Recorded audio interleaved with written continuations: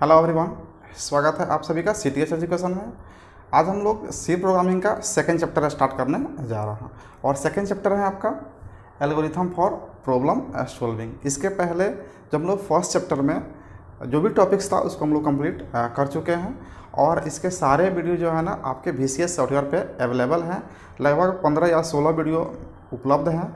करीब करीब 2 से ढाई घंटे का टोटल वीडियो होगा, तो आप वहां से वॉच कर सकते हैं। या फिर आप CTH एजुकेशन के यूट्यूब चैनल हैं, वहां पे आप सी प्रोग्रामिंग के प्लेलिस्ट में जाएंगे तो चैप्टर 1 में देखेंगे कि 15-16 वीडियो अवेलेबल हैं, लगातार हैं कंटिन्यूसली। आप उसको वहां से वॉच करके और उसका PDF नोट्स भी डिस्क्रिप्शन में आपको मिल जाएगा और VCS सॉफ्टवेयर में भी आपको PDF नोट्स मिल जाएगा। तो आप दोनों में से कहीं भी आप वॉच कर सकते हैं यदि मिस कर दिए हैं तो। आज हम लोग शुरू करेंगे सेकेंड चैप्टर, जिसका हेडिंग है एल्गोरिथम फॉर प्रॉब्लम सॉल्विंग। और पहला चैप्टर में हम लोग एल्गोरिथम के बारे में डिटेल्स में चर्चा की है कि एल्गोरिथम क्या होता है और इससे संबंधित कुछ प्रश्न को भी, सिंपल क्वेश्चन को हम लोग सॉल्व किए थे। लेकिन इसमें जो आपको क्वेश्चन सॉल्व करना है वो सब जो है ना इम्पोर्टेंट क्वेश्चन बनता है, जिसमें पहला क्वेश्चन हम लोग लेंगे, write an algorithm to find the exchange of two variables. Exchanging of two variables का आपको एल्गोरिथम लिखना है। एक्सचेंज या इसी को बोला जाता है स्वेप ऑफ टू वेरिएबल्स। इसका मीनिंग क्या हो गया कि अगर आप A में इनपुट कर रहे हैं 5 और B में इनपुट कर रहे हैं 7, तो आपको जो रिजल्ट आएगा, दैट मीन्स कि आउटपुट आएगा, वो आएगा A = 7 एंड B = 5। क्या हो गया? वैल्यू हो गया एक्सचेंज। तो इसी का एल्गोरिथम आपको इसमें हम लोग देखेंगे। इस वीडियो में हम लोग इसी का डिस्कशन करेंगे। तो ये शुरू करते हैं। Write an algorithm to exchange two variables. Exchange या स्वेपिंग का हम लोग जो है ना इसमें एल्गोरिथम लिखेंगे। तो एल्गोरिथम में सबसे पहले क्या करते हैं हम लोग? स्टार्ट। स्टेप फर्स्ट में करेंगे क्या? स्टेप फर्स्ट में स्टार्ट। और इसके बाद हमें ये देखना होता है कि हमें इस क्वेश्चन को सोल्व करने के लिए क्या क्या इनपुट में लेना होगा। तो इनपुट में हम लोग ले लेंगे स्टेप टू में लेंगे इनपुट। और इनपुट में हम लोग कुछ भी लिख सकते हैं, इनपुट या फिर रीड। हम यहाँ पे ले लेते हैं रीड। और हमें करना क्या है? 2 वैल्यू को एक्सचेंज करना है। तो 2 वैल्यू आपको लेना ही पड़ेगा, A एंड B। अब इन दोनों वैल्यू को एक्सचेंज करने के लिए एक तीसरा वेरिएबल हम लोग लेंगे। इसमें क्यों लेंगे आगे हम आपको बताते हैं। वैसे विदाउट टेकिंग थर्ड वेरिएबल को हम लोग उसको भी एक्सचेंज कर सकते हैं। तो उसका क्वेश्चन है, पूछा जाता है कि write an algorithm to exchange two variables without taking any other variables. यानी कि बिना C को लिए भी हम लोग एक्सचेंज कर सकते हैं, लेकिन हम लोग सबसे पहले एक अदर वेरिएबल्स को ले करके और तब एक्सचेंज करके देखते हैं। तो हो गया आपका स्टेप 2 में हम लोग रीडिंग कर लिए, इनपुट ले लिए। नेक्स्ट हो गया आपका स्टेप 3। और स्टेप 3 हम लोग क्या करेंगे? जो भी अब इसमें हमको प्रोसेस करना है उसका कंडीशन यहाँ पे पुट करेंगे।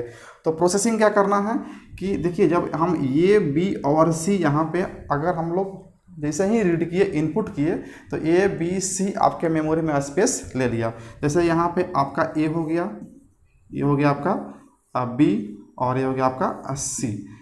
तीनों जो है ना वैल्यू क्रिएट कर लिया, मेमोरी में स्पेस क्रिएट कर लिया। अब आप A, B और C का जो वैल्यू इनपुट करेंगे वो इसके अंदर में जाएगा, इसी मेमोरी लोकेशन पे जाएगा। अगर मान लीजिए कि हम A का वैल्यू क्या ले लिए 10 और B का वैल्यू 20 इनपुट ले लिए हैं, ठीक है। अब क्या करेंगे हम लोग कि C तो अभी यहाँ पे वैकेंट है, ये खाली है। तो क्या करेंगे? A का वैल्यू किस में डाल देंगे? C में। क्यों डालेंगे? क्योंकि A हमारा खाली हो जाए। जब A खाली हो जाएगा तब B का वैल्यू इसमें डाल देंगे, ठीक है। और जब C में जो A है तो इसको इसमें डाल देंगे, B खाली हो जाएगा तो क्या हो जाएगा? वैल्यू हमारा एक्सचेंज होगा और फिर C खाली हो जाएगा। कैसे होगा देखिए। सबसे पहला कंडीशन यहाँ पे एक्सचेंज में क्या जाएंगे? स्टेप 3 में C = A। इसका मतलब क्या हो गया कि A के वैल्यू को C में डाल दीजिए, A के वैल्यू को C में डाल दीजिए, ठीक है। हम A के वैल्यू को C में डाल दिए। यहाँ पे 10 था तो यहाँ पे 10 दे दिए। अब देखिए A खाली हो गया आपका, ठीक है। अब स्टेप 4 में क्या करेंगे? A तो खाली है, अब B के वैल्यू को A में डाल देते हैं। तो B = A, सॉरी यहाँ पे उल्टा हो गया है, A = B। राइट साइड से वैल्यू लेफ्ट साइड में आता है। हम लोग यहाँ पे असाइनमेंट ऑपरेटर यूज़ किए हैं, जो आगे हम लोग पढ़ेंगे ऑपरेटर में। B के वैल्यू को A में डाल दीजिए, ठीक है।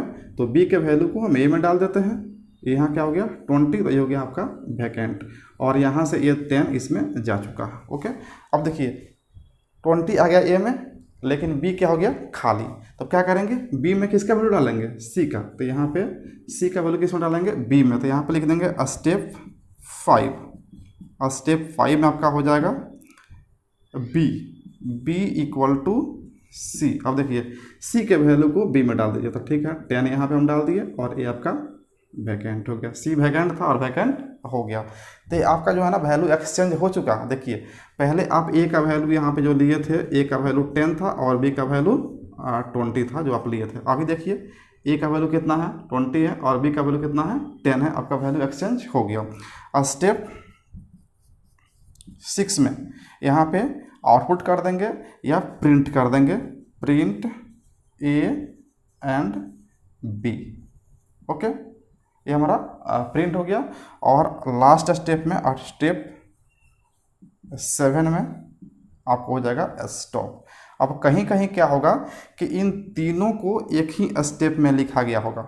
ओके, तो आप वैसा भी कर सकते हैं। लेकिन अगर आप कहा जा रहा है स्टेप बाय स्टेप, तो किस स्टेप के बाद अगला स्टेप आप ले रहे हैं, यही तो आपका होता है एल्गोरिथम। मेन कॉन्सेप्ट आपका एल्गोरिथम का यही है कि किस स्टेप के बाद कौन सा स्टेप आप उठा रहे हैं। ठीक है ना, अगर एक भी स्टेप आप ऊपर नीचे किए करेंगे तो आपका सारे क्वेश्चन जो है ना गलत हो जाएगा। इसका आउटपुट जो होता है उसका आउटपुट गलत आएगा। ओके, तो इसके लिए स्टेप 3 में पहले इसको करेंगे, स्टेप 4 में करेंगे इसको, स्टेप 5 में। मेन लॉजिक आपका यही है जिसको हम लोग प्रोग्रामिंग में भी यूज करेंगे और फ्लो चार्ट में भी यूज करेंगे। तो हो गया एक्सचेंज ऑफ 2 वेरिएबल्स का ये क्वेश्चन हो गया कि 2 वैल्यू को हम लोग एक्सचेंज कैसे करेंगे, इसका एल्गोरिथम बना दीजिए। ओके, तो ये एल्गोरिथम वो लिख लिए।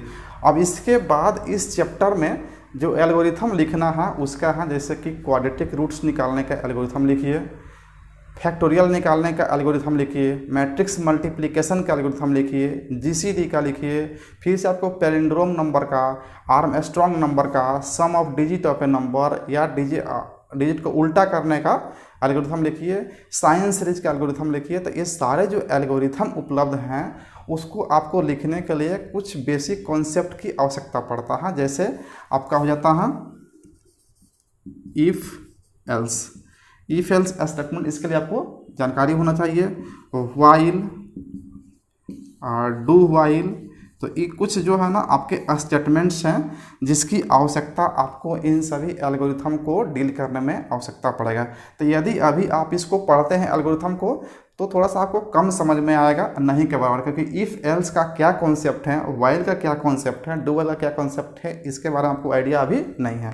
तो बेहतर होगा कि इन सभी को पढ़ना हम लोग को चैप्टर 3 में। तो चैप्टर 3 को सबसे पहले हम लोग स्टार्ट करते हैं और उसमें इस सबको डील करने के बाद जब भी हम लोग जितने भी हम लोग अभी नाम बोले उन सभी का प्रोग्राम आपको लिखना है। तो जब हम लोग प्रोग्राम लिखेंगे तो वहाँ पे तीनों काम करेंगे। क्या, पहला प्रोग्राम भी लिखेंगे, उसका फ्लो चार्ट भी बनाएंगे और उसका एल्गोरिथम भी लिखेंगे। तो हमारा क्या होगा, वहाँ पे कॉन्सेप्ट क्लियर हो जाएगा। तो यहाँ भी हम लोग यही काम कर रहे हैं एल्गोरिथम, कि किस चैप्टर के बाद किस चैप्टर को पढ़ना है, किस थ्योरी के बाद किस क्वेश्चन को बनाना है कि हमको बेहतर समझ में आए, यही तो है आपका एल्गोरिथम। तो हम लोग यहाँ से ये भी सीख रहे हैं। तो इसके बाद जो है हम लोग आगे के एल्गोरिथम को बनाएंगे तो और अच्छी बात है, आपको रटना पड़ेगा, लेकिन कॉन्सेप्ट आप सीखेंगे तो ज़्यादा बेहतर होगा।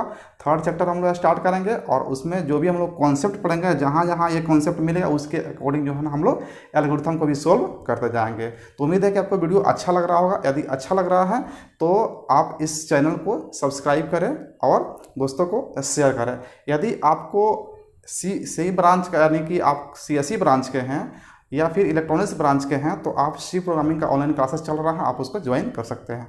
अगर कंप्यूटर साइंस ब्रांच के हैं तो ऑल पेपर का क्लासेस यहाँ पे करवाया जा रहा है ऑनलाइन, उसका डेली होमवर्क भी दिया जाता है और साप्ताहिक टेस्ट भी लिया जाता है। तो आप अगर बेहतर करना चाहते हैं तो आप इंस्टीट्यूट को ज्वाइन भी कर सकते हैं ऑनलाइन, और 8084370470 नंबर पे जो है ना आप व्हाट्सअप करके आप उसकी जानकारी ले सकते हैं। तो मिलते हैं फिर से नेक्स्ट वीडियो में, तब तक के लिए धन्यवाद अंत तक वीडियो देखने के लिए।